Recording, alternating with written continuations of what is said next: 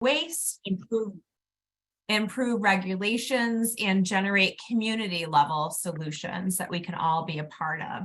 So this is the casual meeting. So invite you if you want to come on camera with us, please do. You're among friends here. If you want to introduce yourself in the chat, let us know where you live. That would be awesome. And you can also put questions in the chat. And so I will help facilitate those as needed. So tonight's speakers are Kirstie, Pecci, and Staci Rubin, two dynamic professionals that are working in these spaces.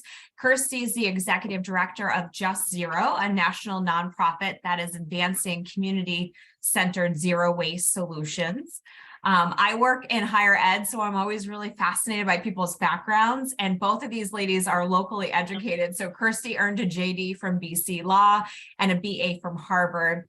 And Staci Rubin is the Vice President of Environmental Justice at CLF, working to protect New England's environment for the benefit of all people. Staci, also locally educated, earned a JD from Northeastern, 2 masters, including 1 from Tufts and an undergraduate degree from NYU. So thank you so much, ladies, for taking time to be with us tonight. And without further ado, I'm going to turn it over to you. Thank you so much, Stephanie. So good to see everybody. I'm glad to see my cousin Pam there. She's not really my cousin, but my maiden name was Goodwin, so I've claimed her. Good to see you all. Thank you, Staci, for starting the slides. Staci's always a step ahead of me on technology, so I delegated to her to handle the slides for us tonight.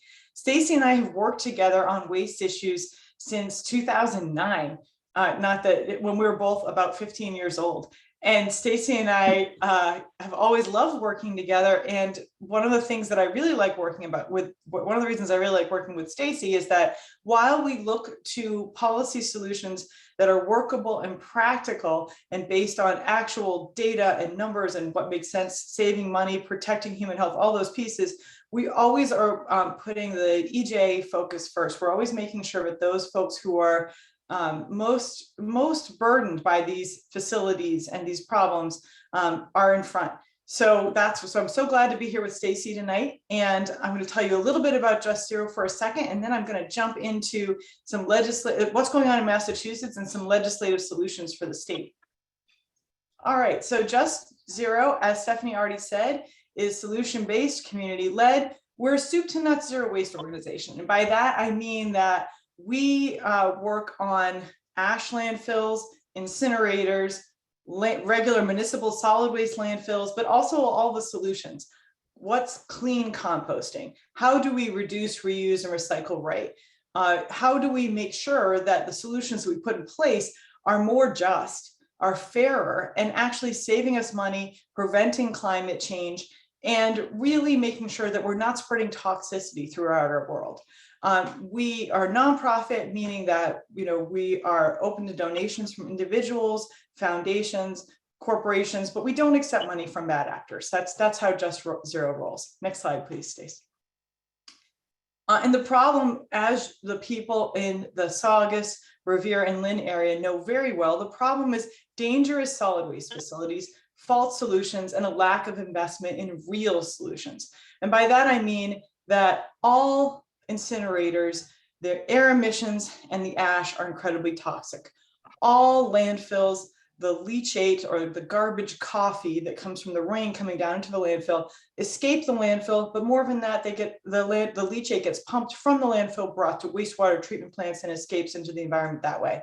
And we've seen that while these facilities are all dangerous and all polluting, and we know that they're expensive too, and it's a very expensive way to handle our trash, we have not seen enough investment and enough political will to get real solutions put in place. Next, please, Stace. So the 4 programs at Just Zero are Reduce, Reuse, and Recycle Right. And that's where we work on bottle bills, extended producer responsibility, pay as you throw, programs that you'll hear some more about from me and Staci tonight. Keep compost clean. By that we mean we want our food scraps to be separate from processing with sewage sludge or other industrial waste. Stop burying trash. Let's phase out landfilling as well, and end burning now. And when we say end burning now, we mean Old incinerators, as you all know, the Saugus incinerator is the oldest in the country. That's a bad idea. The technology at this facility has not kept up, but we have also found that new incinerators are still very, very dangerous. They have not, this is not something that's gotten safe. So we want to make sure that we stop new incinerators from being built. Chemical recycling, sometimes they're called advanced recycling. They're different staged combustion technologies where they use low or no oxygen in different processes to break down the material, whether it's plastics or anything else. And then they burn those waxes, oils, and gases off-site many times. So we don't want to see any burning. If we want to stop the climate problem, we have to stop all burning. Next, please, Staci.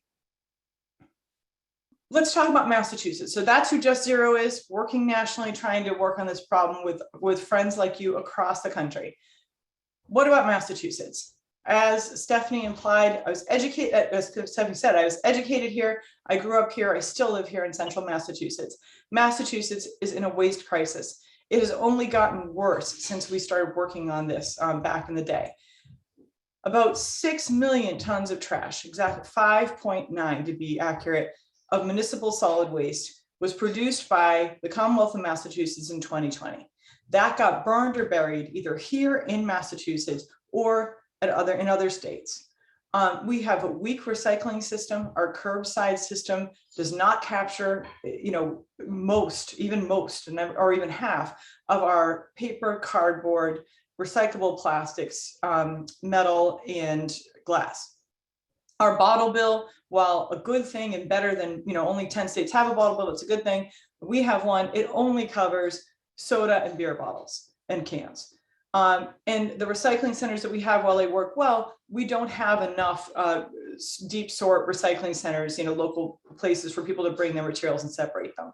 We have slow growing composting, but not enough. Again, most cities and towns don't have curbside pickup. In fact, there's only a couple that do.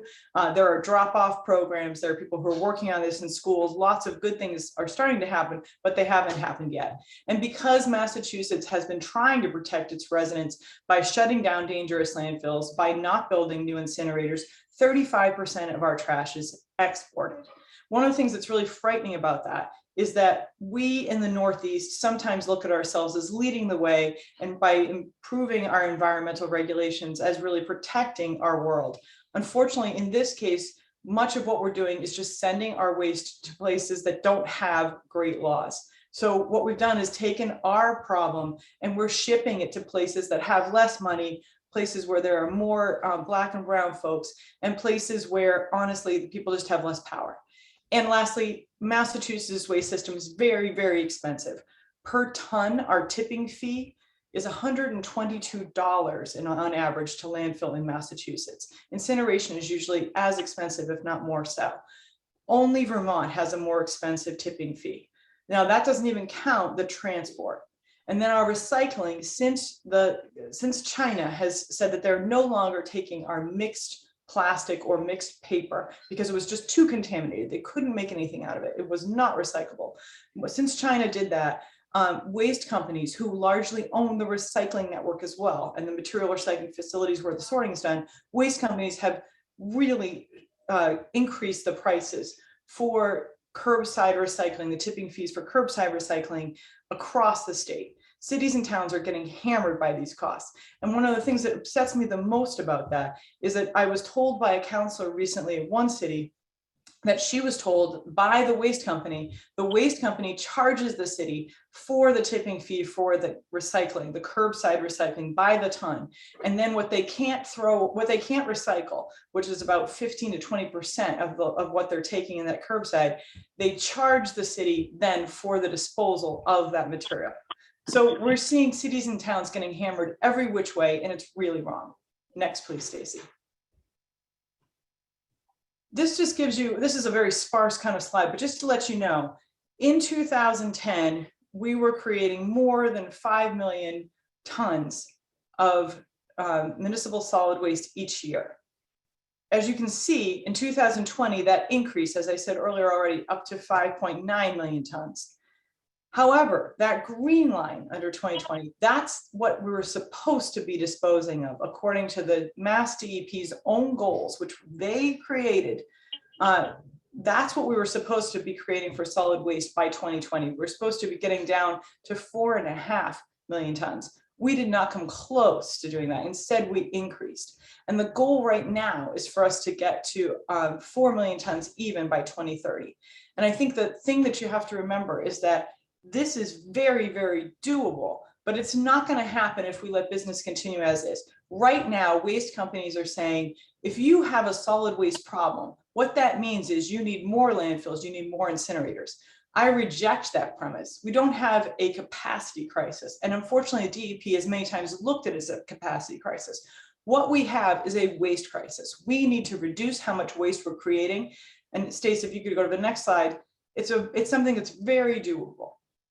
This is a slide that shows, again, the waste company's own estimates as to what is in the municipal solid waste that's burned and buried by the Commonwealth of Massachusetts. In other words, what our businesses and our homes are producing every year. And as you can see, much of this is recyclable or compostable. So this is a solvable problem, and it would be cheaper to recycle and compost this stuff well than it is to dispose of it. If you see that on the top there, the light blue piece of pie, I just love pie charts. If you see that light blue piece of pie, which would be a nice big piece of pie if you're eating apple pie, and is a nice big piece of pie, we're trying to solve our waste pie problem.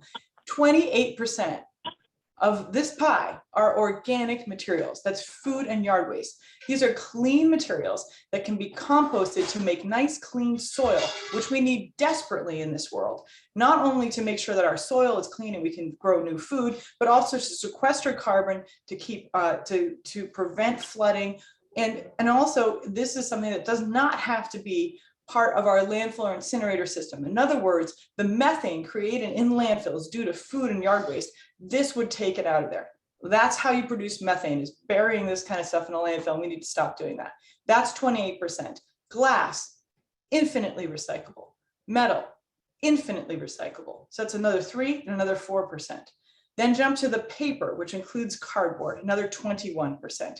So we've got more than half the pie already that is recyclable or compostable, and could be done so cleanly. Paper and cardboard, you can recycle a number of times and then you can compost it, especially to keep the toxics out of it. And then go to the other materials, that gray slice, dark gray slice of pie, that is textiles mostly. So about 6% textiles. So that's another recyclable and reusable slice of pie that we don't need to be burying in our landfills, and another part of the methane problem. So already I've gotten to 30, 60, 67, almost 70% of this waste stream that we could be taking out and recycling it or reusing it. Half of the construction demolition materials are recyclable or reusable at least, and about half of the plastics we think too are recyclable. Limited recycling, you should be phasing out plastics, but they are at least recyclable. So this is unnecessary, literally wasteful, and very, very expensive. And we can do a lot better. Next, please, Staci.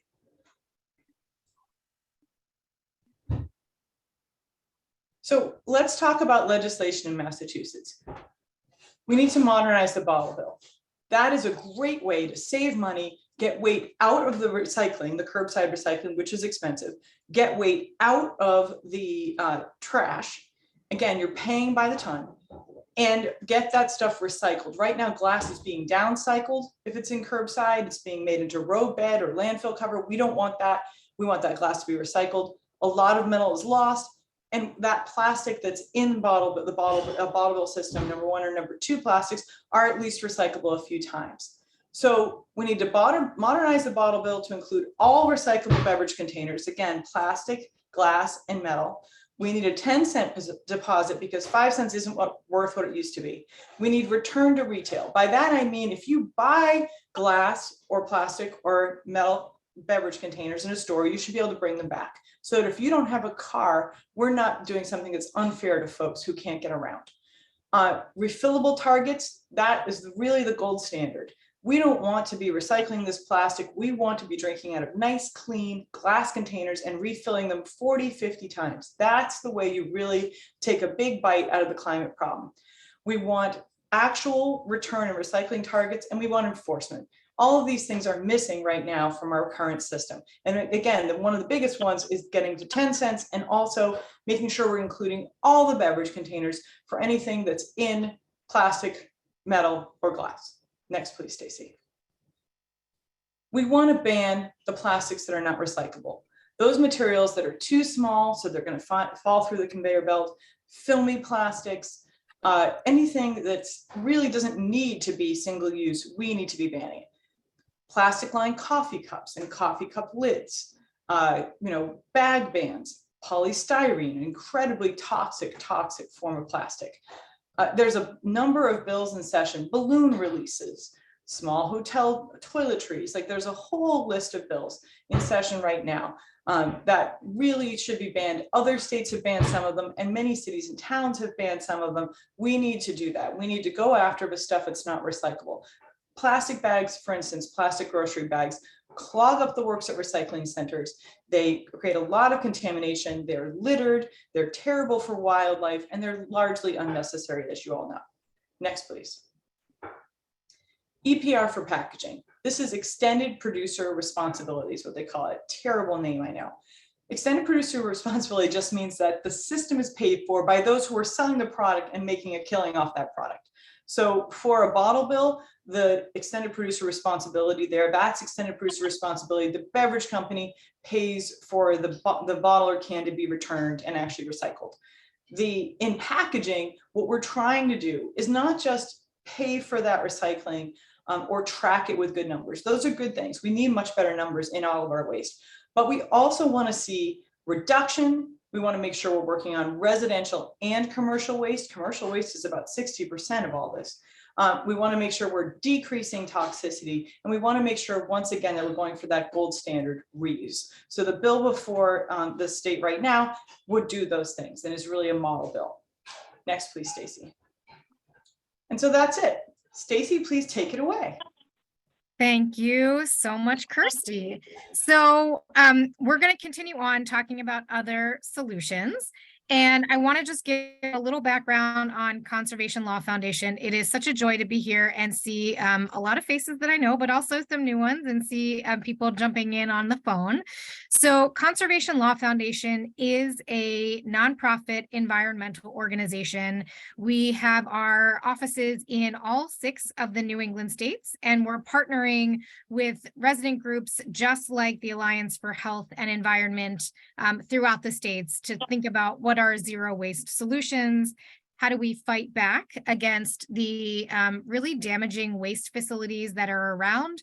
And we recognize that the majority of waste facilities are located in low-income communities, communities of color, and places where there are a large number of people who are limited English proficient. So we really believe in building healthy communities, sustaining a vibrant economy, and we have some values. I like to point out the fact that we're really focused on justice. We believe in centering the voices of people who are most impacted and working together to figure out the solutions that are gonna advance justice. And a lot of the things we talk about in the waste realm are a little bit hard to deal with. They're not super exciting, gets people down, but we believe in optimism. We believe there are solutions that we can work together, and there's reason to be hopeful and optimistic about the future. I do want to just talk briefly about the fact that our zero waste work at Conservation Law Foundation is embedded in our program on environmental justice. So I can't help but talk about some of the things we do. You'll see on the bottom left of the screen an image of riding a public transit bus. I'm a big supporter and rider of public transportation. And I am sure many of you have had the experience of being in a sardine-like situation on a bus, with waiting too long to get where you need to go. So we work on those issues and try to change how that feels.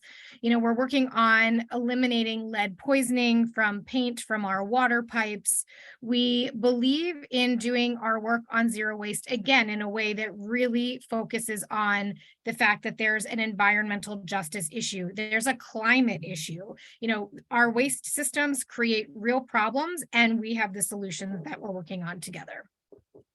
So Kirstie talked through some of our legislative solutions for zero waste. I'm going to talk about some of our executive or our agency solutions. So our Massachusetts Department of Environmental Protection is the agency that regulates nearly all of the waste systems in the Commonwealth of Massachusetts. We call them Mass DEP for short, and they are the ones who have to say yes or no to any new or expanded waste facilities. They are the ones who receive all the reporting from the haulers, from the trucks that are coming to our curbside, reporting on how much waste is going where it needs to go. They're the ones that have the expertise that can really make change. So we have a number of solutions that we believe that the Massachusetts Department of Environmental Protection needs to advance. So I'm going to talk about pay-as-you-throw programs. We're going to talk about waste bans. What does that even mean? We're going to talk about policies that the state should be doing. And I'm going to say a little bit more about the clean compost that Kirstie referenced earlier. So let's talk about pay as you throw. Saugus is not one of the towns that uses pay as you throw. If you go to other towns, you see these blue bags. They can be different colors, but often they're blue. And these are trash bags that you can buy from a number of different stores, usually grocery stores or pharmacies or small, bodegas, corner stores. And you buy them for either $1 or $2, depending on the size. And the idea is that if people are paying for their trash bags, they are filling them with less trash. It's really an incentive to get people to be more mindful about the household waste that they produce. So another name for pay as you throw is Save Money and Reduce Trash, or SMART. I will say there are way too many Massachusetts programs called SMART, so I don't love that, but just putting it out there.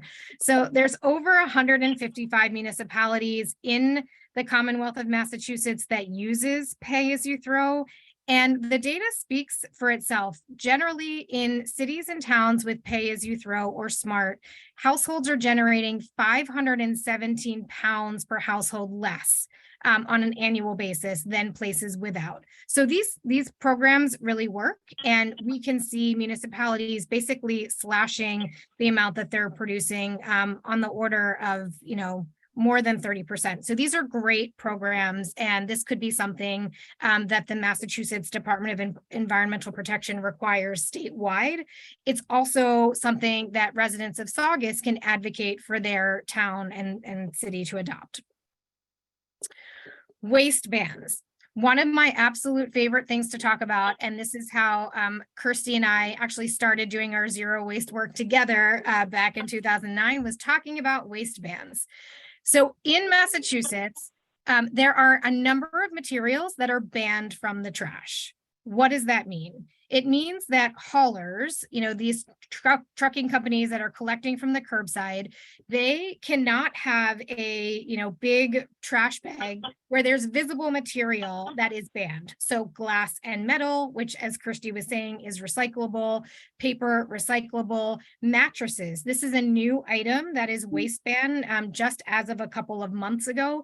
So if a truck comes and dumps a mattress at a material recovery facility, a trash transfer station or a landfill, then that hauler can be fined by the state of Massachusetts. Rarely does that happen. There's less than one full-time person who is actually going around to the different landfills or trash transfer stations looking for these banned materials. So Conservation Law Foundation, Just Zero, and a number of our other partners are really advocating for more state resources at the Department of Environmental Protection to do more enforcement. We can be doing better if we have people with eyes and ears at our waste facilities to make this happen.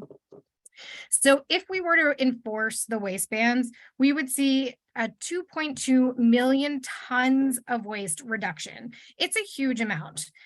So we're really talking about the fact that there's good law. I am an attorney. It's so hard to get good laws on the books.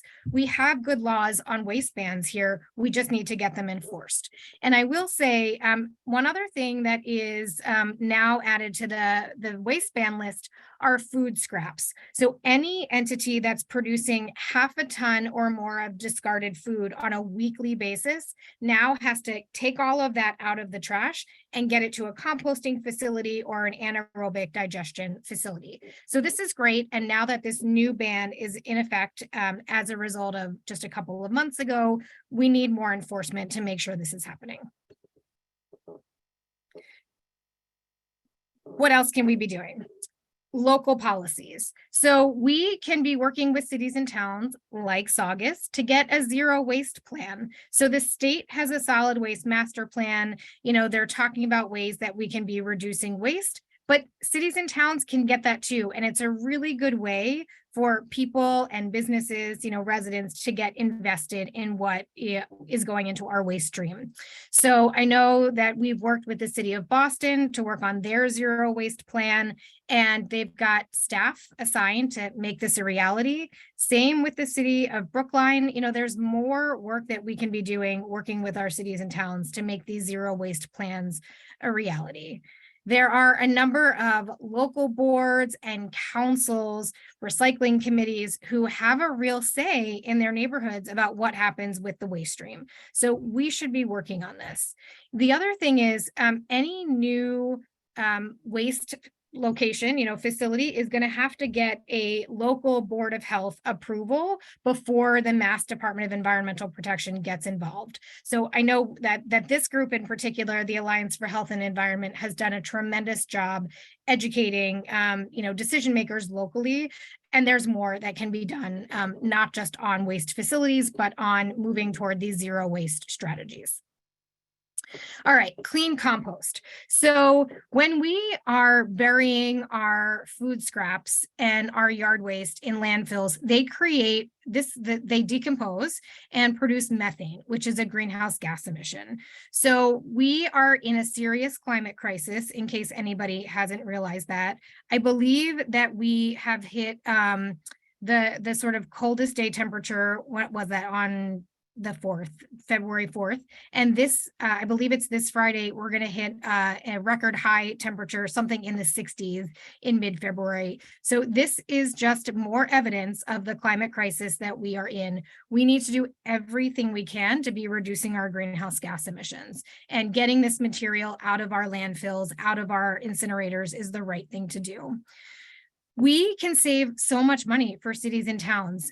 When you've got a city or town that has curbside pickup for composting, so Cambridge, the city of Cambridge, for example, does that. You know, Boston is doing it. The amount of money that is being spent to pick up that amount of, you know, discarded food scraps is less than half the amount of money that the city is paying for the trash trucks to come and pick up that material. So it's really makes economic sense. It makes climate sense. This is a form of justice. And the important thing is what happens with the food scraps once it's, you know, away from the landfills and the incinerators. There are large-scale composting facilities, which are great, produce local jobs, and in some cases there are co-ops with well-paying jobs, you know, people making good money to do this work. The problem comes into play when we mix our food scraps with sewage sludge. Our wastewater treatment plants is the big facility that treats, you know, when we flush the toilet, all of that water and waste, solid waste, you know, goes to the wastewater treatment plant. When that gets mixed with our discarded food scraps, it ends up creating a really nasty byproduct. And in most cases, in fact, we know in all cases, the end product is a bunch of liquids that are, you know, you can't separate out the harmful materials, and a solid product, which is usually sold as a fertilizer to be applied on farms. We saw a really big issue in Holliston, in Massachusetts, where there were some large, you know, farms that were applying contaminated, you know, solid products, which they thought was organic compost. And instead it had PFAS, these forever chemicals, other heavy metals, really nasty materials that the farmers thought was safe. So not only did it ruin the crops, but it completely contaminated, you know, areas of land. And we're seeing this problem in many places throughout New England and in fact the world. So there is a really good way to manage our food scraps as long as they are not mixed with sewage sludge.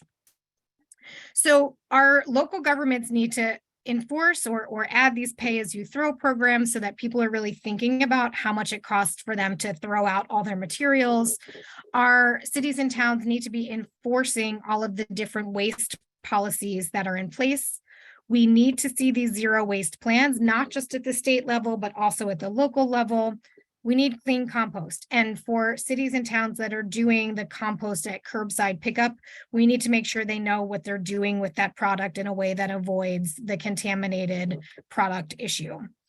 And, we should really be leading. So Saugus is an environmental justice community. We now have a state environmental justice law that I and many, many others worked for 20 years to get passed.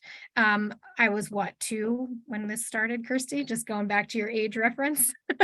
But anyway, yeah, we now have an environmental justice law that requires us to think about, are we really disseminating our environmental burdens and environmental benefits in an equitable way? And our zero waste strategies are such a key way to think about the environmental justice laws that we have on the books. So let's talk about personal versus public action. So when we talk about waste issues, a lot of people think about, well, what can I do personally? And there are things that we can do on the individual level, but I just want to make certain that we understand the waste system is a systemic problem, and there are systemic solutions that we can work on together. So I don't want anybody to leave this webinar and think that if they don't buy toothpaste out of a glass jar that is, that they then refill when they go back to the store, that they're contributing, they're causing the climate crisis. That is not what I'm saying at all. There are definitely individual steps we can do, like reducing how much we're throwing out. Again, systemic issues and systemic solutions exist. So Kirstie outlined a number of bills or sort of concepts, and what we can do is get you specific bill numbers, because you can call your legislators. You can tell them which bills that you support and you want to see them take action on and try to move so that they get enacted into law. We have an amazing legislature with a zero waste caucus. So there's a large group of legislators in our state house right now who care about zero waste issues, and they meet regularly. So we can talk to them and tell them how much we support these different bills. You can call your local elected officials, tell them you want a pay-as-you-throw or a SMART program in Saugus or wherever you might live. When there's great work that's happening in the community, like what the Alliance for Health and Environment is doing, we want to share that information and make sure everybody understands it. Change does not happen without us working together. And, the fact is, the Saugus residents, you have been just so amazing advocating for cleaning up the landfill and the incinerator. And I am confident we are moving in the right direction because of the leadership from all of you. So personal actions, I'm going to turn it back to Kirstie because she's really good about talking about, how to not feel guilty about the personal things that we can do. So Kirstie, back to you. Well, that's because people call me all the time and they say, wait a minute, do you have any plastic in your house? And I say, yes, of course I do. Unfortunately, you can't eat in this country without plastic in your house, and so again, as Staci said so beautifully, this is a systemic problem. We need to work together to solve the systemic problem. We need to put pressure on our local and state elected officials and to make change that way. That being said, yeah, you can vote with your dollars too, right? And so that's a good thing to do. More importantly, I would also say that you can be an example to other people and give ideas and also help those businesses to flourish. And even more importantly than that, it's probably safer for you. So, when people talk to me about, should I do this or should I do that? A lot of times I'll say, we don't have a good solution because the system's so broken. However, I'm worried about how healthy and safe you are and your family is. So that, and your dog is, like everybody that you love, and so, no, seriously. And so that's why I, a lot of times will tell people, you want to avoid plastic. If you drink out of a plastic bottle, the capping process is about 90% of the time leaving microplastics in that plastic bottle. So please avoid drinking. There's going to be emergencies. There's going to be times where you don't want to be dehydrated. Fine. Avoid plastic bottles whenever you can. There's also a leaching problem with plastic. I always give the example of, if you've seen someone use Tupperware and they put tomato sauce in it and you see how the plastic interacts with the acidic tomato sauce, plastic absorbs chemicals. Plastic is made of chemicals, it's made from fossil fuels, and they use a lot of different chemicals to make different kinds of plastic. It also absorbs those chemicals. So if there's an issue around that plastic, it's going to absorb the chemicals. And those bits of plastic in your body are going to absorb chemicals and act as a little microbursts of chemicals back into your body. So anytime you can avoid plastic in your foodware, you should. You absolutely should. Tend towards ceramics and stainless steel and glass whenever you have that choice. You don't always have that choice, so don't drive yourself crazy, but just do the best you can. You should also avoid any kind of coated materials like non-stick surfaces, because PFAS is many times in that. Also, we want to avoid, if you can, clothing that's made of plastic. 60% of our clothing is made of plastic. Polyester, nylon, those are all different kinds of plastic. Elasticene, they're plastic. And what happens is when we wash our clothes, those plastics go into our water, into our wastewater, and end up in that sewage sludge if you're on a sewer system, or in your septic system if you're on a septic system like I am. Also, your dryer is going to release microplastics into the air in your backyard, and into your home. So try and avoid plastics. If you can, wear clothes that are, as much as possible, that are cotton, linen, hemp, wool. Like, try and go for your natural fibers. And again, you're not going to be able to do this perfectly. You're not going to be able to make it perfect, but do the best you can and try and phase things out one at a time.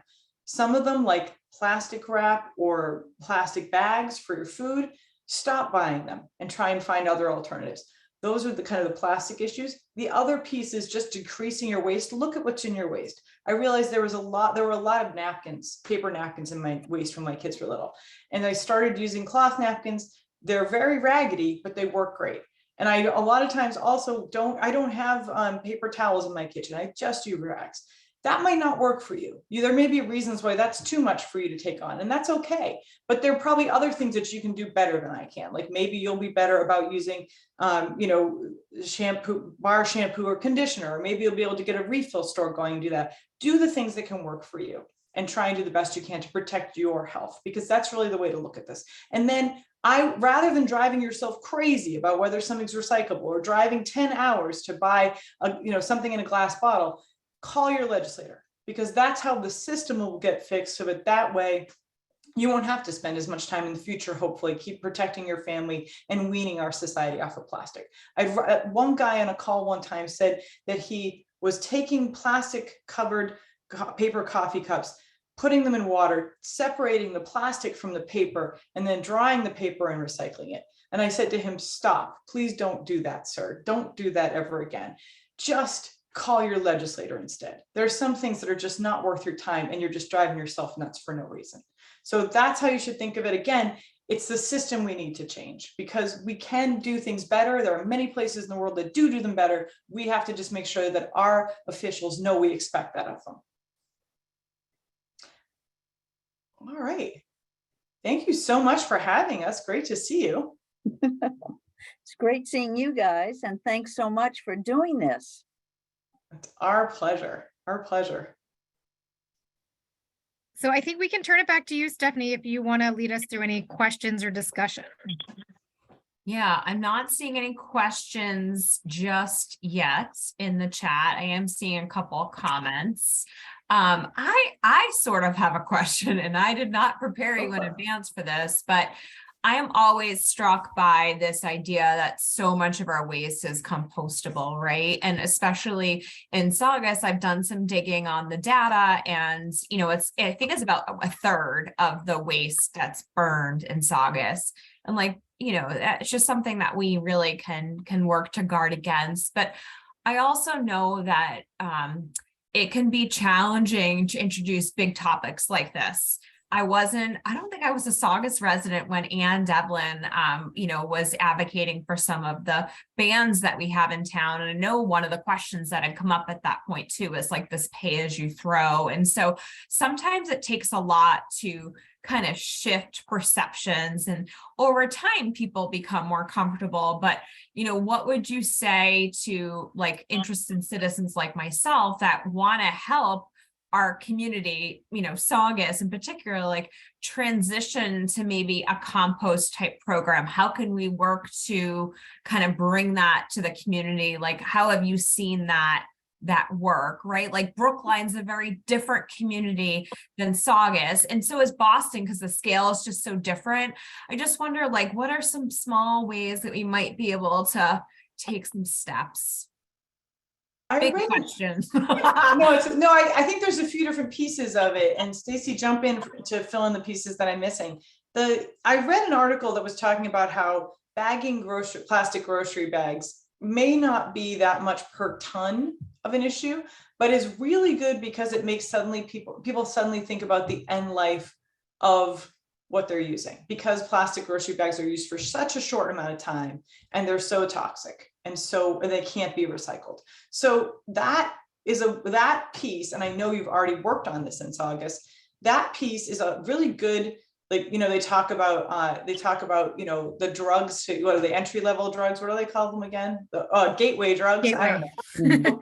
Yeah, I just don't do enough drugs. But anyway, so the point is, there are some things that get you hooked, right? I think plastic bags a lot of times get people hooked. And a lot of cities and towns across Massachusetts, plastic bags have gotten people hooked. I think also composting does get people hooked from kind of the opposite direction, because there are a lot of farmers who care, little farms in their backyard, little gardens, and they care about that. And they're thinking about what they're eating and then where is it going. So those folks, I think a lot of times are two different populations who a lot of times, if you can get them going in your community, will really move forward. The composting piece, we've also seen a lot of folks organized around schools. So looking at whether you've got reusable trays and a dishwasher system, so you're not using polystyrene trays, is one piece of it, but making sure that the kids are getting good food and that people are realistic about what's getting eaten and what's not, so that if the kids aren't eating stewed carrots because nobody eats them, the school stops buying them, right? So there's like lots of ways to save money and make those things happen. And I think, Stephanie, taking those pieces and those chunks and saying that people will say, oh, I really agree with this piece, they learn about all the others. So don't be intimidated. Lastly, there's an example, a lot of towns on the Cape started by saying that the municipality, the city or town, would not purchase water in plastic bottles. And they passed ordinances that would prohibit the school or the city hall from buying water in plastic bottles. And then a year or two later, they prohibited the sale of that throughout the town. And that's happened in, I want to say 20 communities now. Don't quote me on the number, but a lot of them all through the Cape, not just Martha's Vineyard in Nantucket, but all through the Cape. And to be fair, the Cape's a pretty conservative place. And that really resonated with folks because they're on the water and they realized how many plastic water bottles were floating around on their beaches. So that is another chunk. It started small and it's really grown in these different cities and towns, and they've taken on more and more. So those are all ideas. Staci, do you have some ideas too? Yeah, I agree with everything you just said, Kirstie, and a couple of other thoughts. So I know that there's a lot of food that's being produced and generated on a daily basis that ends up getting tossed into the trash. So there are places like Arlington, they've got Food Link. And so it's a donation program. So this is mostly, think about, restaurants, groceries, and, if there's, product like bagels, for example, most places that sell bagels will not sell a bagel that was made on the day before, but those bagels are still delicious. And frankly, I have actually consumed them from Food Link. But, getting programs together that are, collecting the food that is still good and can be reused, you're actually, dealing with food insecurity. You can sort of tackle multiple issues at the same time. So either getting that set up in Saugus, or just thinking about how do you get there, get food from businesses to a place like the Arlington Food Link is a really good way to move it forward. And then something that has been really motivating to me personally is I learned what happens at these material recovery facilities. These are massive places where most of the workers are immigrants. It's some of the absolute worst jobs that exist in the United States. And I heard from these workers who have to sit or like they're standing in the same place for 8 hours a day, picking stuff off of a conveyor belt. There's all sorts of sharps. It's a horrifying anti-human type situation. If people understand what these job conditions are and what is actually happening with their waste, I just think, it completely changed my world to think about that. Also, if you just even take people who are decision makers on a tour and go near the incinerator or the landfill, and they understand, like, look at what is happening to that bag of trash that you are putting at your curb. This is where it's going. Smell it. Have that sort of like all 5 sense, experience of what happens with our waste. And that is highly motivating to, really push for change. So get people out there and understanding what actually happens with our waste system. And I think you can get some real changes to move forward. I love those suggestions, building incremental change, incremental support.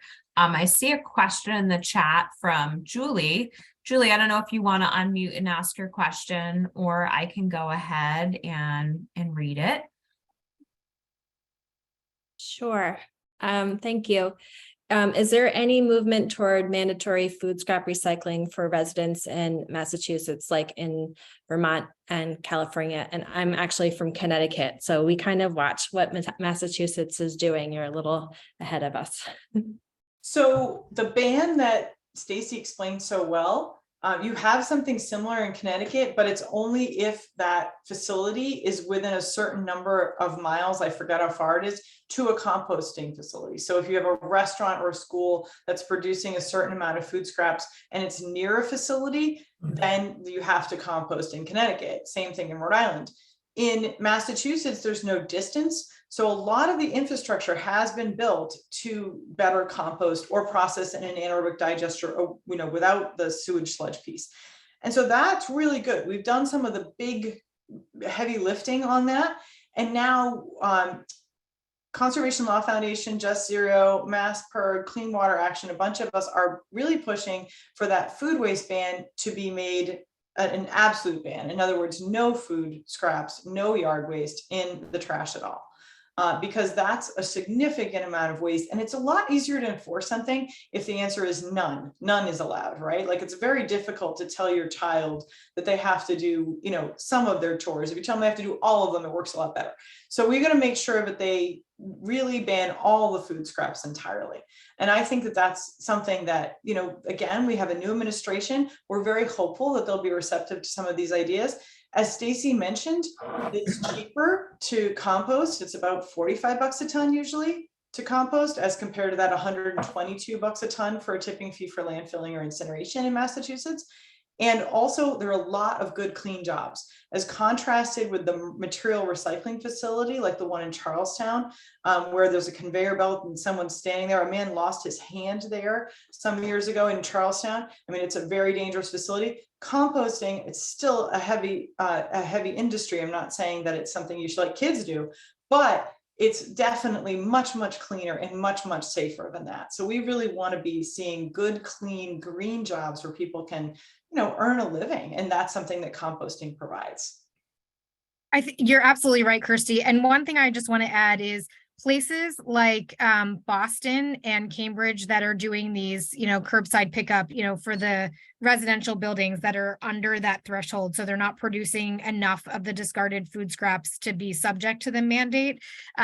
They're really seeing great compliance. Like, they're not seeing things that shouldn't be in the compost bins in there, which is great. I think the fear is if people are required to do it and they're not necessarily wanting to do it, they might not put the right things in the compost bin. But I think we can educate anybody to get to the right place. We just got to get over that hump.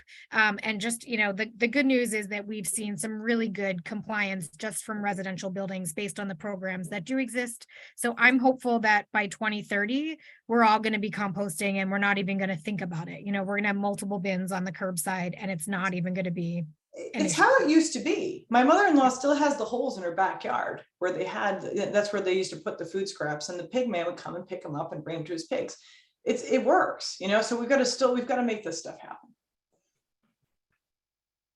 And I love it. You're raising your hands. Excellent. Ms. Devlin, go ahead with your question. I finally found where the hand is. I actually have a comment and a question. So my comment is that I think it really is a learning curve in realizing there's a problem, and then slowly finding alternatives, and then getting used to those alternatives. And one of the easiest things that it took me a while, but I gave up my shampoo bottles and I use shampoo in a bar. And I wonder how many people use that here. It's great. So it's a little change that I totally eliminated that bottle. And I also eliminated the laundry detergent bottle, and I use those, what do they call them? Earth Breeze, that are supposed to be environmentally friendly, I hope. But I have a long way to go. And thanks a lot, Kirstie. You know, I have my favorite drink here that I'm not sure what to do with now. My question is, no one's going to be perfect in. I'm not saying that again. I'm thinking about that bottle of plastic I'm drinking now. Well, look into the, I heard from somebody that the strips contain microplastics in the strips for the laundry, but I haven't looked into it yet. So I don't know about the laundry. I think it depends on which strip, probably. Yeah, so that's one. If you get a time to do some research on it, again, as you said, we're always evolving. Yeah. And of course, we should have standards in place to evaluate that, so you and I don't have to figure this out. Why do we have to be scientists and researchers too, right? Right. So, but you try and then you learn some more and you share information, and that's how we get better. Right. And my question involves that food waste ban. So we have been composting for years. We have a whole little compost setup that my son takes care of. And so our trash is down to so little. And we do have paper throw here in Drake-It, and I'm thrilled with it. But what we actually put in the trash is very much reduced. Here's my question. The rotisserie chicken. So you have the bones and whatever's left on it. Where does that go? So every town, and Staci, I don't know if are you actually on the same service as Ann is, because you might know better than I do, but. No, different service. We use Bootstrap compost to compost our chicken bones. I've got my compost bin in the back, I've got my tumbler that I use.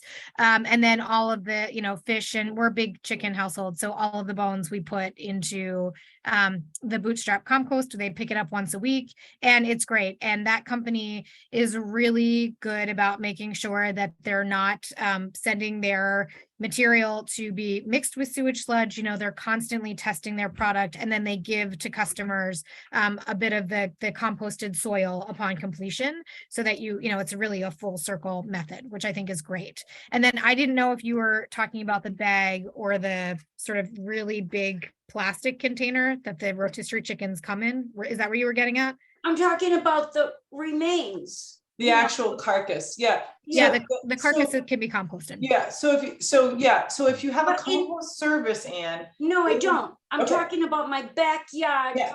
So what I would do, so it depends on your situation, right? In here where I live, I'm in the woods. I'm on 24 acres. I can really I make my son walk into the woods and we throw it there, and we don't have that many chicken carcasses that, there's not that much left by the time we're done with it, especially after I make soup out of it, right? But that being said, sometimes it's out, so that's what we do.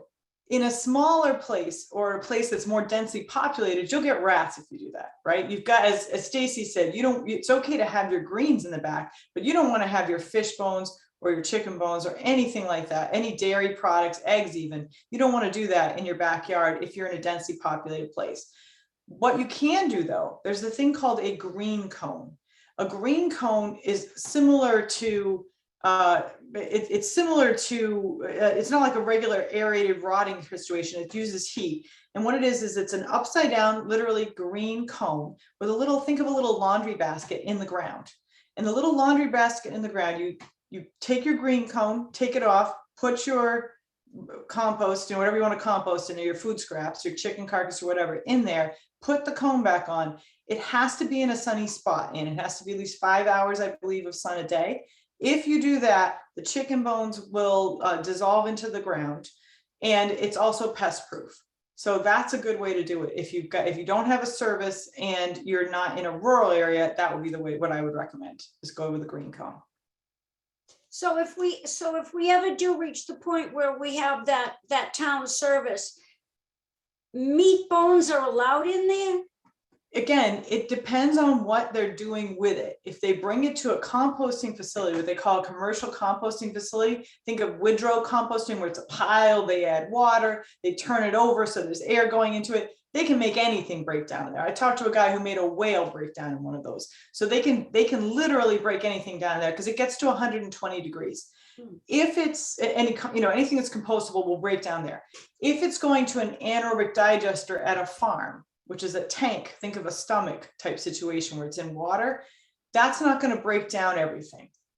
That breaks down fewer things. So they don't accept every material in those places, because it doesn't get to 120 degrees. Okay, all right, thank you.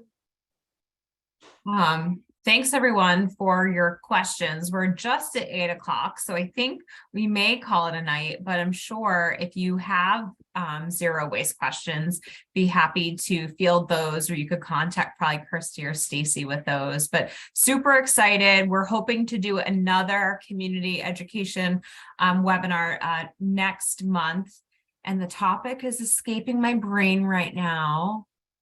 I think the next one is air quality monitoring. Yes, air quality monitoring. Thank you. Yeah, so we'll see you. We'll send out an email with those details. We're trying to I think decide on our dates, because we're hoping to have some speakers and some representatives from Mass DEP. So that's going to be a really great opportunity. So we'll share that with you so you can share with your friends. But thanks for spending the hour with us. Thanks for being so thoughtful for your questions. And thank you so much, Kirstie and Staci, for just sharing all of your knowledge and just being so gracious with your time always. And I know you have a soft spot for Saugus, which makes me so pleased and happy. And thank you so much. So we'll see you all again very soon. Take care. Bye-bye. Thank you. All right, thank you. everyone.